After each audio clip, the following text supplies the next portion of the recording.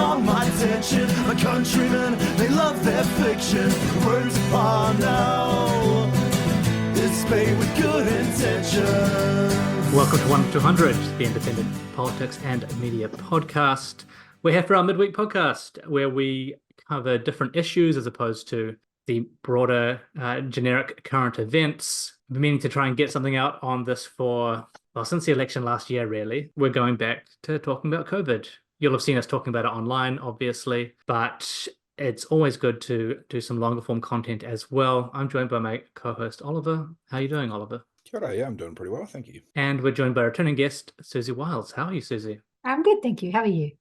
Good, thank you. And first-time guest, Peter Kelly. How are things, Peter? Very well, thank you. So this came out of a conversation online with, I think, Long COVID Aotearoa Twitter account, discussing the issue with COVID in schools as the pandemic continues, and there are still large amounts of people getting infected, and very few, on the ground health measures to help mitigate that, as even a baseline. And Peter, you're engaging with some of that discussion around the different legal options that might be available to people that find themselves in a dangerous health and safety situation, or however you might want to frame it. Do you want to quickly just intro yourself to our audience so they know where you're coming at this from? Right. I'm a barrister who works in Wellington. I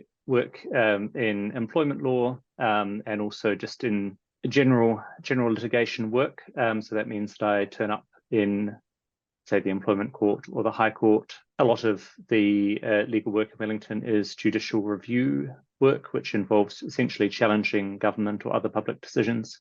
And so that's sort of the lens that I bring to the world. So when I see, for example, schools making decisions which affect the health of their staff and students, I'm inclined to think about whether those are justifiable from a legal point of view. Fantastic. And Siouxsie, maybe don't need much of an introduction at this point in the piece, but do you want to quickly talk about, or just give us a rundown of where you're coming at the discussion tonight from?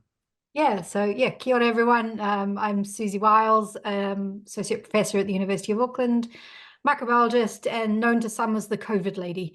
Not that I have COVID, but I talk about it a lot. So I guess, this was a brand new virus, and over the course of the pandemic, I've become one of New Zealand's experts in it.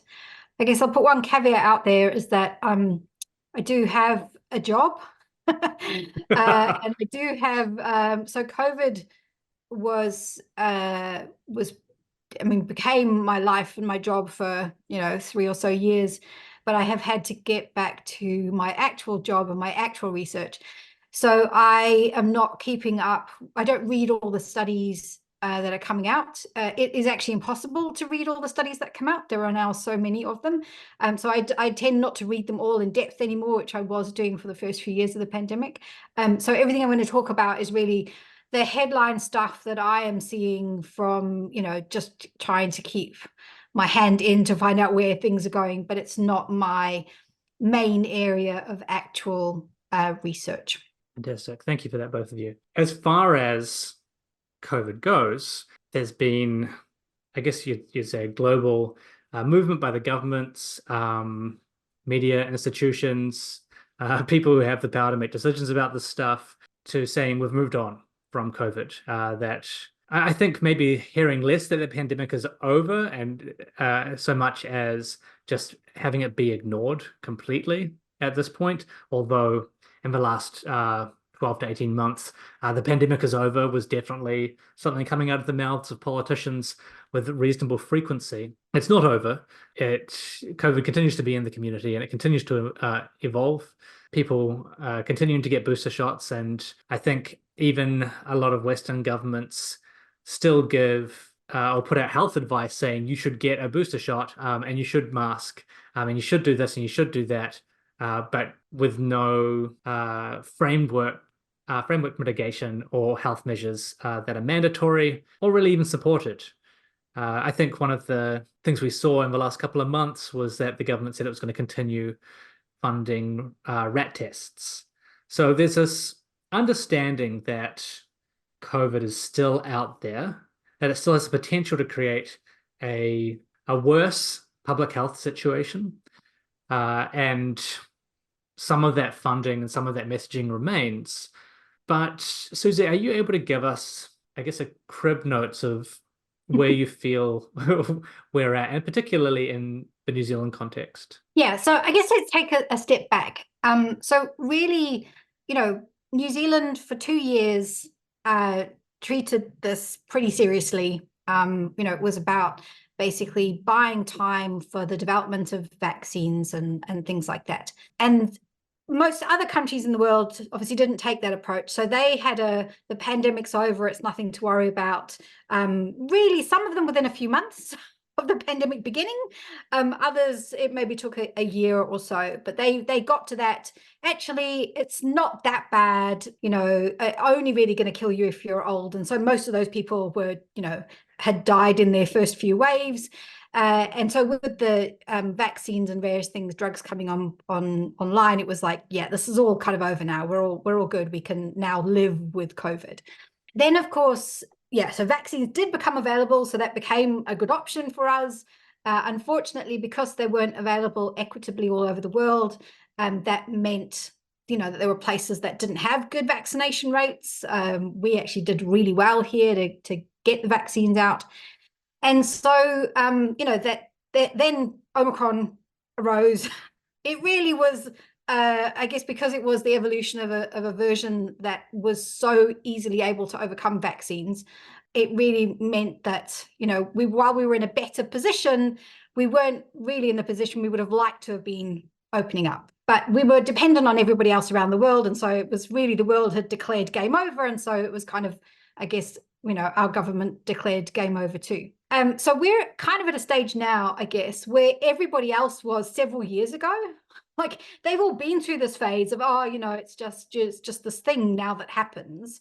And it's kind of amazing because in some countries, like they just don't even talk about it anymore. So people get sick. There is a little bit of a conspiracy, I don't know, a little bit of a move by, by governments, by media to not call things COVID. So everything's like, oh, it's a summer flu or it's a summer cold or whatever. It's like, no, it's COVID. But, if you just don't test for it, which most countries don't, then you won't find out about it, right? But it's very clearly not the disease it was at the beginning, right? When, it was this sort of brand new thing that we had nothing for and it killed a lot of people. It's now very much something where we're starting to understand that while we have good ways to stop people dying initially, which we didn't have before, now we're starting to see the sort of midterm, or the long COVID and the longer kind of impacts. And what's really unfortunate, this is happening here in New Zealand, it drives me insane, is that there's all this kind of, because the acute stage of the infection isn't so bad anymore, let's just not think about it. Let's not use the tools that we got that could prevent the stuff that's really bad, the stuff that I'm really worried about. So in all honesty, I'm not actually that worried about old people anymore. Like they were the people who I was very worried about initially because they were the ones who were hardest hit and were dying. Now they're mostly vaccinated. They've got access to Paxlovid if they get sick. And the stuff the stuff that I'm worried about, the things that might be affecting people in the 6 months, a year, whatever, those are the things that are not actually going to really impact them much. And they're going to impact younger people, right? So that's a kind of long way of saying we're in a stage where other countries were a few years ago, but it's now this kind of denial and this just sort of, oh, well, there's nothing we can do. So we've just got to learn to live our life. And what drives me insane about that attitude is that there is loads of stuff that we could do. And it requires kind of concerted effort. It requires probably legislation and government support to get it in place. And it denies the fact that this virus is awful and has huge impact on many, many people. And the impact, it kind of builds with every infection. So if we're basically resigning ourselves to a life of a COVID infection every year or two every year, then the impact that that's going to start to have it's just going to get worse and worse and worse, right? And we could do something about it. So it drives me insane, and I get really angry that we're not doing stuff, because the fewer of us do it, the harder it is for those of us who are doing it. And it's very ableist, right? Because the stuff that we're not doing would make life easier for lots of people. It would be helpful not just for COVID, but for other stuff. And so it's just, yeah. So I'm in that kind of stage where I'm just angry at everything, and angry about the fact that we aren't doing good communication, things so that people understand how it's spread and what we can do to prevent it. Because it's a false economy, right? It's a false economy right now. The attitude that school had, that had the, whatever it was, they had a big teacher day, and then everybody got COVID, and now they had to close the school for whatever it was. The impact of that, and even long term, the impact of not having any good strategies to stop COVID. And so, well, you've got people off sick, you need to have, staff subbing in, all of these things it's a false economy not to deal with it well. And so I apologies, I'll try to stop ranting, but it drives me insane. And and the evidence is really clear that the more infections you have, the more you're kind of rolling the dice that you're going to end up with these really, potentially debilitating, lifelong kind of illnesses and stuff. Are we able to go into that just a little bit more for maybe people who haven't heard as much about? I think everyone has probably heard the term long COVID by now, but what that could look like. I know there are support groups out there now. There are people who have had long COVID since year one. Yep, since the beginning. And it kind of kicked in immediately after their initial symptoms had cleared, and they're no longer showing up as having COVID anymore, but they will be basically stuck in bed. Yeah. I know you said it was impossible to sort of stay on top of every single study that comes out, but there was that rather striking one the other day. It was like a couple of weeks ago that came out. Did you have any comment on the one that talked about reinfection rates and long-term brain damage? So this is the thing about COVID, right? Is the virus, so it doesn't affect everybody the same way. And it can go to any part of your body and cause damage in any part of your body. And so there will be people who have, like, we use long COVID as this kind of catch phrase, but actually it's probably a whole bunch of different things, right? So for some people, it will reactivate latent viruses and cause them to have shingles or, things like that. For other people, it causes brain damage, essentially. We might call it brain fog, but it's actually brain damage. And we don't know, for some people, how long that's going to last for, or whether they're going to make a full recovery from it, right? For other people, it's the fatigue. So we know that the virus basically impacts the mitochondria, which are the energy sources, our little batteries, basically, and it kind of exhausts them. And so there's all sorts of different things. And so some people, it makes them more susceptible to getting infected again. So that becomes this kind of runaway cycle where every time you get an infection, it's making you worse, making you more susceptible getting COVID again and other stuff. So you end up then much more likely to get, infections that in the past you would have just breezed through or not even had any symptoms. Now suddenly they're hitting you really hard.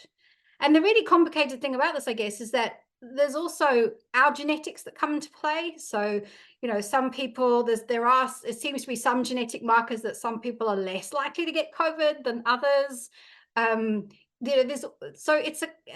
also, I guess, how you've responded to vaccines, what vaccines you've had access to, how many doses you've had. I mean, this is another place where we're doing it so wrong in New Zealand, where So incredibly rich people are less likely to get COVID. Is that what you're saying?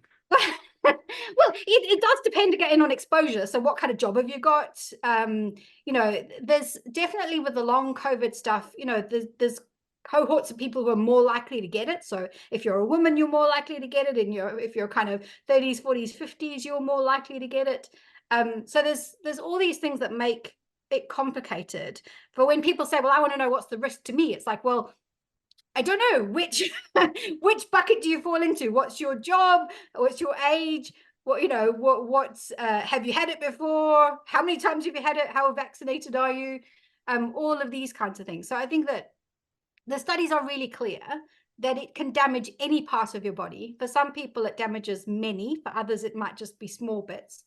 And the consequences of this, we're seeing the consequences, as you say, for those people who've got what we call long COVID and are essentially, whether it's, have the brain fog and the fatigue for months to years. But that's not the only thing. Even those people who've just had a mild infection, it's probably caused damage that's going to increase your chance of getting Parkinson's or dementia or, having a stroke, getting diabetes, all of those kinds of things. So it's the stuff you don't even see. You think you've got away with it. You think that, I've had it twice, it was okay. It's like, probably not. And this is the really hard thing, I can't even talk about it with people really, because it just makes me so sad. It says, I've just had COVID. And I just think inside, I just think, oh shit, what have you just, what's going to happen to you now that you don't realize about? I'm terrible at dinner parties. Don't have them anymore.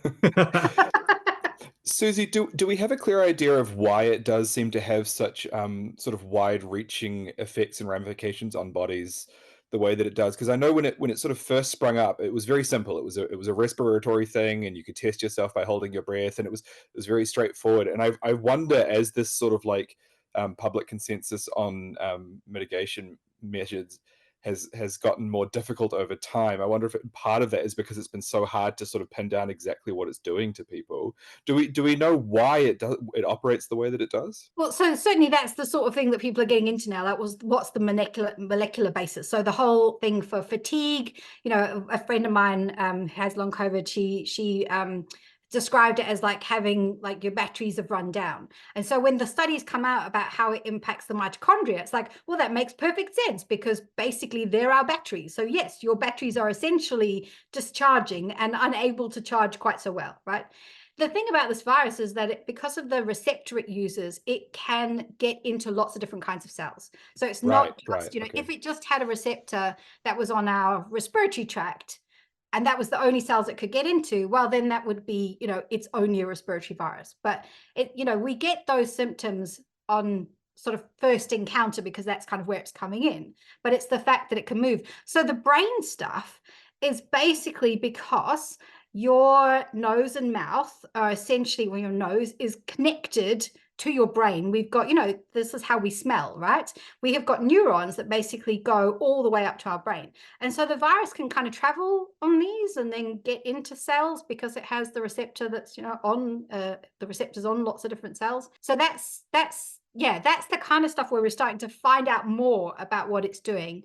And one of the big problems is the fact that it uses this receptor that's on so many different cells in our body. I remember very early on, we were talking about on the podcast, I think when we had you on as well, Siouxsie, and then we had teachers a few times talking about COVID in schools and a couple of times about in the workplace with people in unions. And it felt like we knew what a lot of the possible solutions were in terms of cleaning the air. And, we've talked about, some of the things we've seen in the last couple of months since school has gone back. There have been a number of schools which have had issues with COVID outbreaks to differing degrees. But that was happening last year, and it was happening the year before, and it was happening the year before. I remember the teachers that we had on, a couple down in Wellington, saying they basically had 15% of their teachers, available. They're having to close school reasonably regularly. Students were working from home most of the time. Because there was this understanding that it would just rip through the precinct if they weren't. And they were on here basically begging the Ministry of Education and the government to fund better air cleaning. Like, just please give us some filters. Don't just give us a framework plan and say do it yourselves. It's worked in some respects for schools that could fund it and had the time and the money to go and outfit every single one of their classrooms. But one of the teachers we had, he said they got one air filter, and they had to pass it around 25 classrooms or something. And it was 2 years ago. Yeah, I think one of the things the government did commission was a report into looking at ventilation in schools. And There's been a lot of discussion behind the scenes, of lots of advocating for it. Putting together a committee to write a submission, to open up an investigation, to begin it studying and researching the beginning. Yeah. But there's been lots of people going, like, just do it, right? Yeah. And it's never been clear to me where the issues have been. But even just understanding. So I think one of the concerns was, do we really need air purifiers, right? Are there ways to do this that don't require an outlay like that? If it's going to be hard to get these, and that was where what is the ventilation like in schools, and how do you improve ventilation? And there were big concerns, and I think there still are big concerns about getting these. If you don't get the right equipment and it's used, there's no point having an air purifier in the classroom if it's too noisy, and so they just turn it off and put it in the corner, right? It's much better to go, okay, well, how can we ventilate this room better? The thing about public health measures is the ones that work the best are the ones that are invisible, that you don't see, right? For most of us, we turn on our tap and safe, clean water comes out the other side. That's an invisible public health measure, right? That it's dealt with somewhere else and you don't even see it. And so that's the thing about, were there basically ways that we can improve ventilation that don't put the onus on the user? And so, simple things like, well, this was what was frustrating was, do schools have access to CO2 meters to be able to measure what the ventilation is like in the classrooms? Can you just do it by creating crosswinds? And it doesn't have, the wind is the wrong word, but like a sort of a breeze. Like, are there ways to do this that don't require an expensive piece of kit that people might turn off because it's too loud? So these were the sort of things that I thought were being done, that should have been done. Should have been done in every school. Frankly, it should have been done in every workplace 2 years ago, to say, what is it like in this building? How safe is it?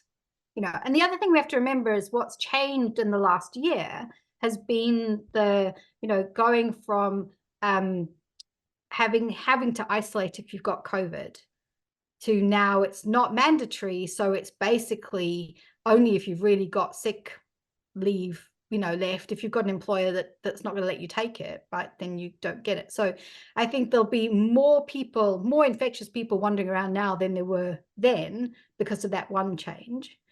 But we always knew also that the isolation time was never enough, right? Because some people can be infectious for 3 weeks. And so that's where, again, having these kind of invisible public health measures will help if somebody like that is in your environment. And I never really understood what happened with the schools thing, because it was very clear that it was just measure it, see what it's like. Because some schools, the new modern schools are actually quite good. They're automatically got really good ventilation. But others, it's terrible. And if teachers don't know, now's the time to open windows or things, to get the air exchanges, then even simple, they're not doing even simple measures, which would make a difference. Peter, that's probably a good spot to bring you into this conversation. Is this something that you've been seeing discussion about in the area of employment law and health and safety over the last couple of years, or is it only starting to show up a lot more in the last 6 to 12 months? So there's been a lot of discussion of it overseas. We have a slightly different environment than some overseas places because we have the ACC regime. And so you end up with big cases in Australia, such as relating to the Ruby Princess cruise liner. And they have a whole infrastructure for dealing with personal injury, and people are used to doing that. People are used to funding that. And so it's sort of part of public discourse, and people think of it as a tool available to them. It's not quite like that here. It is really clear that employers, people in charge of workplaces, have an obligation to keep their staff safe from workplace risks, and that they have to take all reasonable measures to eliminate those risks. I know that some of the people on this panel have found that employers are not always as assiduous about that as they could be. The issues in schools, the issues for teachers and the issues for students, although the legal avenues differ slightly, the issues are very much the same. You need to think about, is that environment where you've typically got 26 people in a space together for 6 hours, is that intrinsically a higher risk setting than the community at large? And that is a key legal question, which then drives a lot of other things. So if you go to the workplace website, to what the desert that is where their COVID-19 information page once was, it now says, for most workplaces, COVID-19 is not a risk arising from their work that needs to be managed from a health and safety perspective. Now, my view is that that statement is wrong in law, and that was an appropriate client in case we could have their statement changed. But even if we take that at face value, you can still ask the question of, let's imagine that's true for most workplaces. Is it true of schools? And when I say schools, very, very similar issues apply to nursing environments and many other environments. But is it true of schools where you do have this large number of people cooped up together? And my children's local school says that they follow the guidance given by the Ministry of Education, and that sounds very reassuring. So I asked them for that guidance. And they said the guidance all lives at this webpage. And so I went to the webpage, and the only really clear and comprehensible statement on the webpage is, from 15 August 2023, if a staff member at your school or kura is sick with COVID-19, they are no longer required by law to self-isolate for a specified period. And to a lawyer, it's great to take that sentence, which is technically accurate, and dissect it. But what it seems to me that sentence says to any normal person is, there's nothing there anymore. It's all over. There's nothing that can be done about it. And so I've been very focused on how to debunk that, because I don't think that's correct at all. And I don't think that it needs legislative change. I don't think it needs Parliament to make new laws in order to illustrate that's not true or shouldn't be true. I think that all of the pieces are in place to take steps to address that. So is that to say that you don't think it necessarily needs to be a government level change, but rather that you think the pressure should be on the schools to change the policy? Well, there's no doubt at all that it would be more effective to have top-down leadership on this. And there are lots of great things with the Tomorrow Schools initiative and community-led governance of schools and all these things, but it does have downsides. And one of those downsides is that it's completely unrealistic to expect thousands of tiny little, largely volunteer-governed organizations to grapple with these issues. But there is collective structures in place to attempt to remedy that problem. It's just at the moment, those collective structures don't care about the current COVID risk.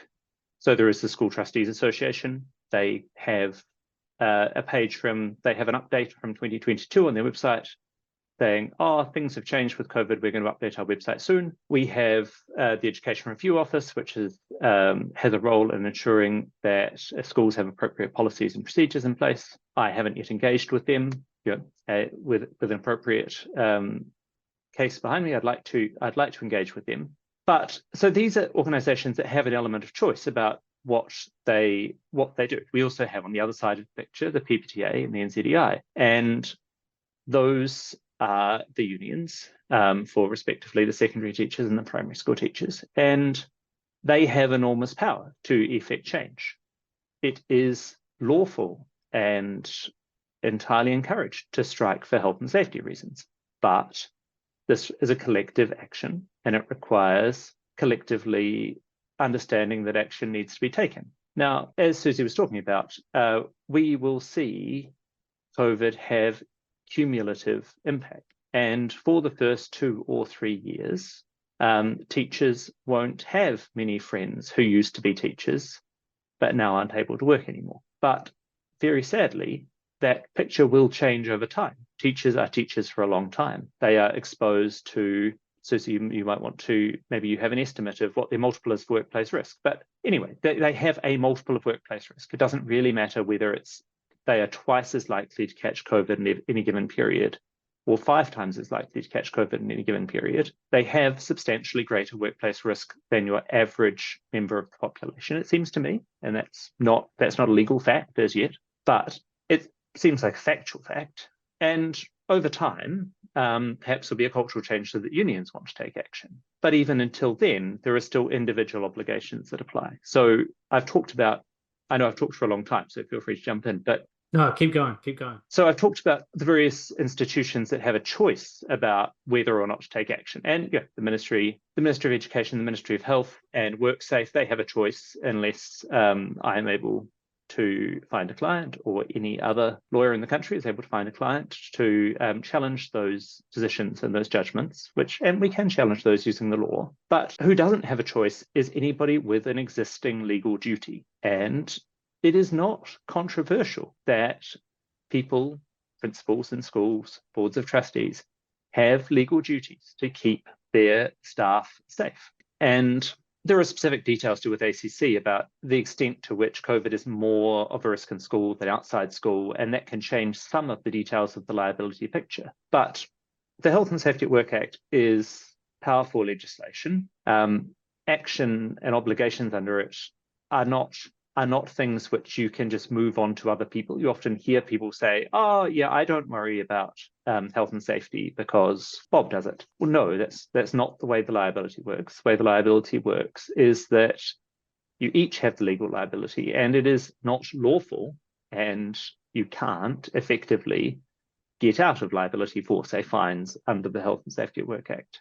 Now, I'm very conscious that if the first legal case involves suing the amateur board of trustees of a small under-resourced school, then that's not great, right? And so I think it is important to think about the structural factors when choosing how to address these issues. But if you're a parent, you don't really have a choice. If I was a parent who had a vulnerable child, and as happened to me the other day, you got an email on the Tuesday saying, I'm sorry, term's about to start. You were going to have a meet and greet with your child's teacher, but the teacher has COVID, so they won't be at the meet and greet on the Tuesday. Now, it requires going out of your comfort zone slightly to say, I'm really sorry to hear that the teacher has COVID. Could you please let me know what steps you'll be taking to make sure that it will be safe for the children when that teacher returns to the classroom? Like, school starts on Thursday. Because they'll probably still be infectious. They may well still be infectious. And if, like me, you happen to be a lawyer, you might also go so far as, that's where I started. And I got, as I told you, the link to the very helpful ministry guidance, which didn't tell me anything at all. And as a next step, a parent who was prepared to be robust might point out that every teacher and every principal is registered with the Teaching Council and has a code of professional responsibility, and they're bound under the code of professional responsibility to promote the well-being from learners and protect them from harm. Now, that is a legal obligation which is freestanding, and it's independent of whether or not there are Ministry of Health regulations requiring them to stay out of the workplace, right? They have an active obligation under their professional responsibility code to avoid causing harm to their students. Now, they also have a freestanding obligation under tort law not to cause foreseeable harm to others. But we don't really talk about that in New Zealand, and so it's a bit exotic. But people do understand that if they're registered teachers, that you can make a complaint to the Teaching Council if they do not follow the Code of Professional Responsibility. Now, I don't advocate for doing that against frontline teachers, because they are not in a position to make management decisions. They may not be in a position to take unpaid leave if their school is not going to give them paid leave for not returning to the classroom. Where I personally draw the line is that if you're dealing with a principal, you're dealing with somebody who is being paid extra to take management responsibility, then it's ethical to hold them to account for those matters. But individual parents, depending on, my child is not especially vulnerable. So an individual parent might feel otherwise. If they had a very vulnerable child, they might feel otherwise. But the thing that worries me is that there's nothing that's really saying these are the facts. this is the stuff that, this is sort of what we've lost, is there's nothing that says these are the agreed on facts about this disease, so that we can from here make appropriate decisions. So as you say, there's this pointing to the website that just gives you a statement that basically is useless. What it doesn't say is this virus is airborne. If people get infected, they might have no symptom. They may be infectious for several weeks. So, there's lots of things that are the bits of information that you need, that everybody needs, in order to be able to make evidence-based, informed decisions, right? And that's what really frustrates me, is that we don't have any of that stuff up there, up somewhere, saying these are the facts. I think also what doesn't help is that we've got a lot of people who just don't think of children as being at risk.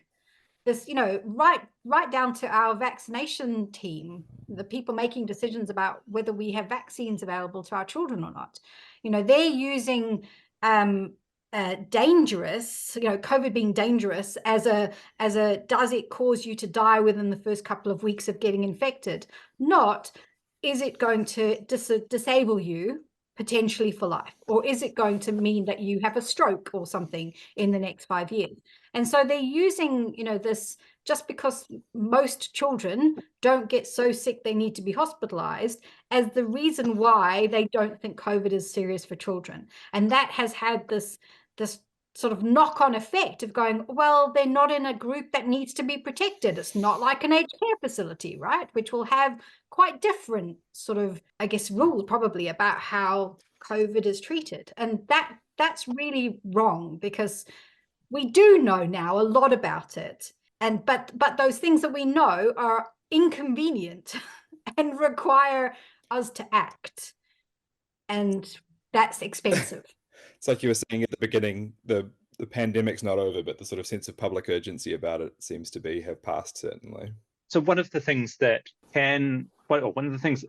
with the court process, obviously, you don't get a website up which says these are the agreed facts. The School Trustees Association could do that. But one thing you can achieve through the court process is just to establish a baseline of agreed and uncontroversial scientific fact. So it's really interesting to see, for example, in the recent decision from the Supreme Court about climate change, is that essentially the Supreme Court starts by reciting things which I'm sure are commonly accepted, the dinner parties you no longer go to, Siouxsie, but that climate change is real, it has an anthropogenic cause, that it will be very bad when we almost inevitably exceed 1.5 degrees warming, these sorts of things. Now, so one of the things that is good about judicial proceedings, particularly in public law, is that the process forces the sides, in this case the side would probably be a parent or a parent group, or a teacher group, and probably both the government and a particular school, to state what they believe the relevant facts are, and then the other side largely will agree with those, assuming they're uncontroversial. And at the moment, we're almost in a position with COVID where, at least in many workplaces, it's equally valid to say, oh, we're having a mass disabling event because of COVID, post-COVID sequelae, or however you pronounce that word.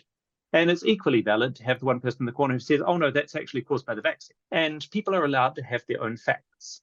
And so I think that is one useful thing that can be done using the legal process, is to say the School Trustees Association, well, you don't have any guidance, but there was a judicial review recently completed in early 2025, where the Ministry of Education agreed that these were the key facts about COVID in education and the impacts of long COVID on teachers. And those were all, regarded as uncontroversial and formed the basis of the court's judgment in early 2025. That is a much better basis for persuading School Trustees Association to put out information to all of the boards of trustees in the country than the current position, where essentially the people who think COVID is real are an interest group, the people who believe that the vaccine contains nanobots are an interest group, and our views are equally valid to some people. All the evidence you need that this is not a nice virus are in the fact that it's a biological safety level 3 organism. And so the irony is that if I wanted to do any research on this, I could only do it in specialized facilities, completely protected from it being an airborne virus. And then I could take all of those special equipment off and walk into the office and breathe it in, because it's being spread by people infected in the office. So it's just, Yeah, that sort of disconnect, I think, between the reality of what we're dealing with and the way that it's talked about and understood publicly, and by just even the way people who are supposed experts are talking about it in the political sphere. It's baffling. It feels like a sort of collective insanity. It is. I must say, in the sort of scientific realm, many of us are wondering when it's going to be downgraded to a biolevel 2 organism, because that will then immediately remove an argument for why it should be taken more seriously. Right. It would be an insane thing to do, but it does feel like we're living in this collective insanity anyway. So it's interesting you mentioned those sort of the different interest groups there, Peter, because they are we are unfortunately sort of seeing that emergence of alternative theories and ways of understanding it and ways of looking at it that make it they sort of dilute the ability to discuss it in sensible terms. And I wonder, I worry a little bit about the sort of future, because as we were talking about that sort of loss of public consensus on it, what does the next thing look like? Because if you look at how some people are still in this place where they're just like getting angry with random Chinese people in the street, and they're at that level of understanding this problem because they've only been able to understand it in that like strictly weird xenophobic political sphere and not in any kind of scientific or informed sphere. Do we have what it takes to sort of manage the next COVID? God forbid we talk about it that early, but no, I would say we're in a worse position now, I would say, than we ever were, right? That not only have we not learned any of the lessons from this one, but we've gone backwards. And it's not even COVID, it's not even the next COVID. Measles, tuberculosis, or like so much stuff, like especially the vaccine related ones. So many diseases that we can stop with vaccines, where vaccines have been super effective. Now the backlash has been, well, people don't want vaccines at all. So okay. I don't know what I expected, but I suppose that's the answer that's we're going to get. Siouxsie, has there been a drop off in things like HPV take up rates at schools? Sorry, HPV vaccine. Sorry. Yeah. So I'm not sure about that one, but definitely the childhood vaccines. Definitely measles, whooping cough, those ones are massively down. Don't know about HPV. So that's the one that's given for it prevents cervical cancer. Wrong. Yeah, prevents HPV. Quite so. Yeah, but and a study's just come out from Scotland actually that showed that the cohort that got that vaccine when they were 12 or 13, there has been not a single case of cervical cancer in that cohort. So that vaccine is so good, so good. So again, it will be absolutely devastating if that all unravels. The thing that's sort of starting to worry me a little bit is tuberculosis. So there's been hints that things might be going bad for TB, because this is another one of our category 3 organisms that we have to work in the lab at category 3 because it's airborne. This one's a bacteria. And this bacteria is amazing in that they estimate about a third of the world's population are infected and don't know it. Because for most people who get TB, it becomes latent. And so it just sort of lives in your lungs, and your body and the bacteria kind of reach a bit of a stalemate. And you can be like that for most of your life. And then generally, as people get older, if they become homeless, there's things that will then cause that bacteria to reactivate, and then they get very, very ill. And it sounds like the rates of TB are basically increasing. So it looks like people, because people are getting repeated COVID infections, it's impacting their immune response. Their inability to control this bacteria is changing. And so we're going to see much more reactivation of this bacteria. And it's treatable, well, most strains are treatable by antibiotics, but those antibiotics take about 6 months for uncomplicated TB, and they are horrendous. So it's just, it's just awful, all for the sake of dealing with ventilation, getting a bit of mask culture, you know, all of these things that will protect us from all these airborne diseases. Instead, we're just sleepwalking, it feels like, into a bit of a microbial disaster. I feel like it's a bit more of a stride than a sleepwalk. I think from a legal Running, actually. Running with your eyes closed. Peter. From a legal point of view, it might be sort of the opposite, because if you leave Parliament out of the picture, I think it's quite clear that there won't be any political appetite to take any legislative action God, no. in response to the next mass disabling event, and that, you know, that I think that the idea that mass disabling is good for business is misguided, but I think that seems to be the consensus amongst business.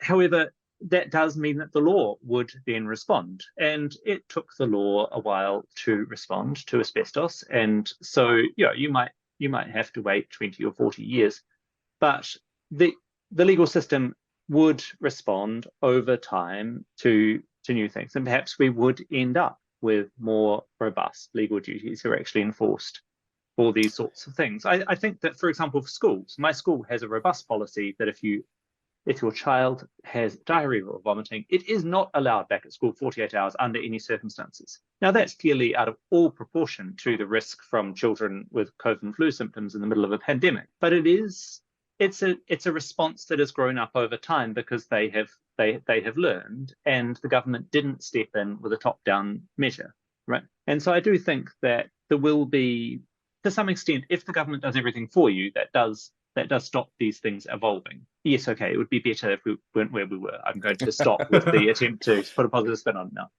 I was going to say, though, there is an opportunity there, though, right? Like if a legal challenge can be taken and be successfully taken, that really gives some potential new tools for parents and teachers and then other workplaces to fight back against this. Sorry, that's what you meant, Peter, about that hypothetical client taking up the case. Just for lay people at home, you referenced earlier about how New Zealand has a slightly different system because we are under ACC to Australia. And for those who don't know, what is the sort of shape of that? How does ACC impact the sort of ability to make a civic case over something like this, like workplace injuries? That's a somewhat complicated dividing line, which I won't attempt to define too clearly. Sure. But essentially, personal injury, so if you get hurt by another person or by falling over or whatever, you are covered by the ACC scheme. And for anything where you're covered by the ACC scheme, you cannot sue the person who caused you the personal injury. So that's reasonably straightforward. Then we get into infections and things like, for example, catching COVID on the Ruby Princess cruise liner. Should they have sailed the cruise liner in those conditions when the world was being swept with COVID? It has just come out that they offered $12 million to settle the claims of the people who had been on it. So there's some economic argument that they shouldn't have, let's put it that way. There are some circumstances in which if you catch something at work, then it is covered by ACC. If it is covered by ACC, then you get earnings-related compensation, you get well looked after. If it is not covered by ACC, then you can sue. Now, obviously, it doesn't mean that you will always win if you sue, but it's important to know that the line is that simple. You've either got ACC or your right to sue has not been extinguished. But the trouble is, it's a bit like if you have your arm in a cast for 2 years, the muscles sort of wither. This bit of the New Zealand legal system just doesn't get exercised very much. And so you don't have very many people like me who excitedly want to talk about personal injury law at dinner parties, which clearly is a problem because obviously American legal culture is much better, as we all know from the TV. So that's fascinating stuff. So whether or not if you get COVID in the workplace, then there's no harm and as a result, you have a loss of earnings. There is no harm in applying to ACC. Sure. If you can persuade your doctor to fill in the form and ask them for coverage. And if they turn you down, then maybe you can sue. We need people to do that, and we need those decisions to be challenged, for which legal aid is usually available. or often available. So the government will help with legal fees, although sometimes those are repayable at a low rate. And yeah, those decisions will come through the courts and we will eventually end up with a clear line, but a lot of people will be disabled in the meantime. Okay, anyone out there with serious long COVID issues? And that's the issue, right? Is that the people who will have to fight this are actually too ill to fight it. Yeah. Which is why we need collective solutions. And that's why, I mean, my hope is, for example, for teaching, it's absolutely fine if we have a teacher who happens to want to run a personal case and hire a lawyer and do this all by themselves. But what would be infinitely more effective would be for people to use unions and collective structures in the traditional way, run a COVID-aware slate, just become a substantial ginger group within the NZEI or the PPTA, given that, as we know, most of the other people on the PPTA or NZEI will have no interest in COVID whatsoever. They probably won't even mind them setting COVID policy. Look, there are somebody else does it. there are unionists and people in the leadership structure who listen to this podcast, so I'm watching. Peter, I think we'll try and wrap things up now. But where can people engage or start to access information or begin a journey in that direction, I guess? Well, I think it's important to emphasize that getting redress for your legal problems really does depend on your particular circumstances. And so it's easy to talk about this in really general terms, but it just doesn't work to say every teacher with a sniffle in the country has to do a rat test before they go into the classroom. You're not trying, particularly in the current political climate, you're not going to be able to set that sort of absolutely broad global policy. But what people can do is that they can take their particular circumstances and they can go to, if they can afford to pay for a lawyer, then they can talk to a lawyer. If they can't afford to talk to a lawyer, then if they're a union member, they can talk to their union. If they can't afford a lawyer, then there is access to lawyers through things like community law. There are actually quite a few schemes that allow people to access lawyers for some initial advice. And when it comes to, for example, writing a slightly mean email to the principal, talking about the Code of Professional Responsibility, which you can find on the Teaching Council website, people can do this themselves, and they probably have a friend or an uncle or something who's really good at writing mean emails that can follow through to real complaints. Again, the Teaching Council does not expect you to have a barrister to write your complaint for you. I assure you that if you get a barrister to write your complaint for you, they'll take it seriously, but hopefully they'll take it seriously anyway. So I think often people assume these processes are sort of impossible to navigate, but there are specific steps like getting the High Court to set aside a government decision for national policy. You are going to need a lawyer. If you try and do that by yourself, it's not technically impossible, but it's not going to work in practice. However, lots of these other steps can be done, particularly if you've got any collective structure that you're able to access. Can I just say that it would actually be amazing if people were using the rats more liberally, both if they have a sniffle, but also if they get COVID coming out of COVID. And they're actually there are suppliers who can supply organizations incredibly cheaply, like at $1 a test or something. And that makes them actually pretty damn cost effective, because the cost of then having to, get supply teachers or whatever, if your staff are out, will be vastly more than actually just trying to keep people with COVID out of the environment, right? So again, it's kind of false economies, and it drives me nuts. I think this is where we end up a lot of the time at the end of one of our issues podcasts, is telling people to organize and build those collective structures if they're not there, and tap into the ones that are there. So if you are a teacher or part of a different large union and you have got worries about these things, that's one of your first ports of call. Or if you just happen to be a philanthropist, that will do as well. Hey, thank you so much for joining us, Peter and Siouxsie. Pleasure to talk. Lovely to see you again. Thank you to my co-host, Oliver. Thanks for joining us again. Pleasure. Ka kite. All right. That's been another episode of 1 of 200. If you've found some interesting information there, or things that you found helpful or useful, share this around. Let people know the important parts. go and clip some of it yourself. We don't care. Plagiarize us. I really don't give a shit at this point. Get that information out there.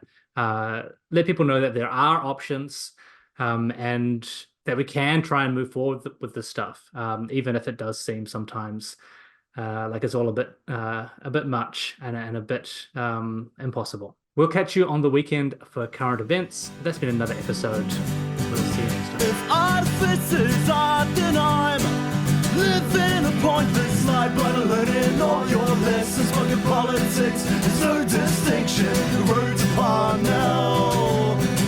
It's paid with good intentions, and I'll admit that I'm at a loss for what to say when they quote this as a cost we ought to stay. 'Cause I live amongst the people every day.